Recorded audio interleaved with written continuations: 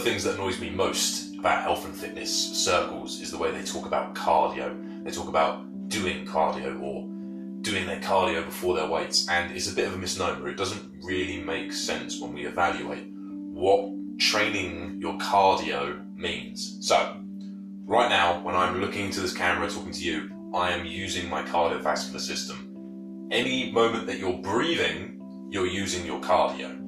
You are constantly having to produce energy from somewhere, and the majority of that energy comes from burning oxygen. Now, when we talk about training our cardio, there's two different types. I'm simplifying a little bit, but there's two different types of cardiovascular system we can train. One is our oxidative or our glycolytic, also known as aerobic and anaerobic, with oxygen, without oxygen. So, if we are running at a steady state and we are maintaining the pace for a long period of time, anything over a minute and a half at least is considered aerobic exercise. If we do something that causes us to run out of breath, so we're working without oxygen, we're working anaerobically.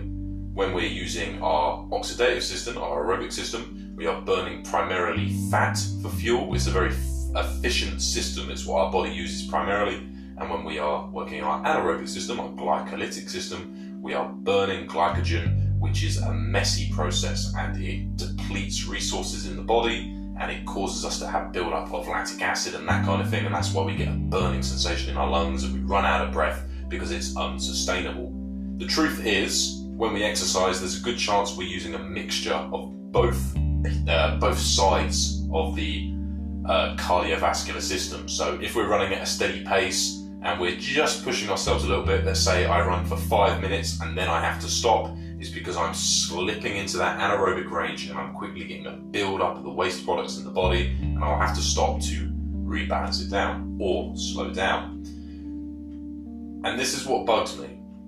When we lift weights, for example, we're still using our cardiovascular system, and people talk about weights training and cardio as if they're separate.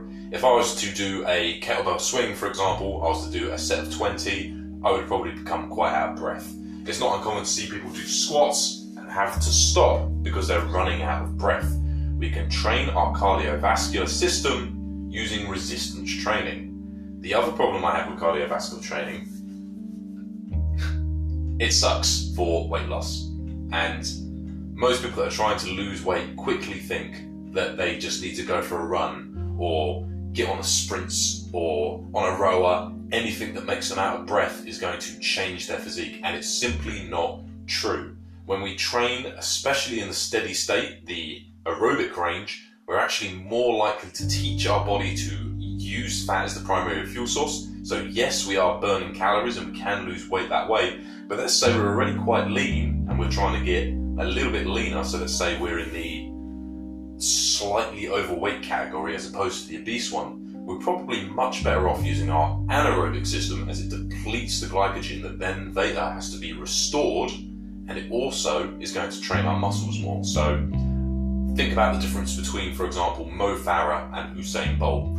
Mo Farah is fantastic in this steady state range, and he's very lean and a little bit skinny, and sorry Mo Farah, I don't think many people in the world would choose to look like you. And then you've got Usain Bolt, who's this awesomely muscular athlete, extremely lean and well toned.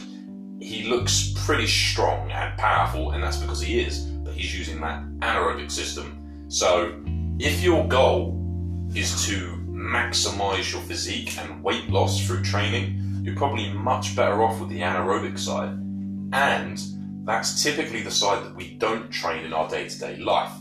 If you're walking, you're working your oxidative system.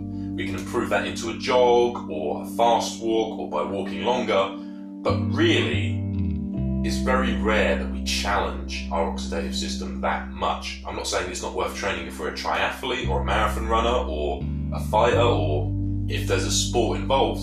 If we're going for general fitness, the anaerobic system is really where it's at, because by training that, we force our blood vessels to work really hard, the heart reaches a much higher rate, we push blood through the body, we burn a large amount of calories very quickly, and we strengthen and tone the muscles. So by training anaerobically, we're getting more health benefits, we're improving our body's composition more, and it doesn't take as long. and it's less stress on the joints. So if we're running consistently for an hour a day, it's a lot of impact on the ankles and the knees and the hips and so on. Whereas if we were to, for example, do bull slams or kettlebell swings or burpees, if done correctly, it's a lot less stress on the structure and it yields greater results. So think again before you say, I'm training cardio. Are you training aerobically or anaerobically? There's a big difference. If you've got any questions about how to maximize both systems and which systems you should be training, say you're in a sport or you're coming up to a marathon or something like that, get in touch and we'll talk about it.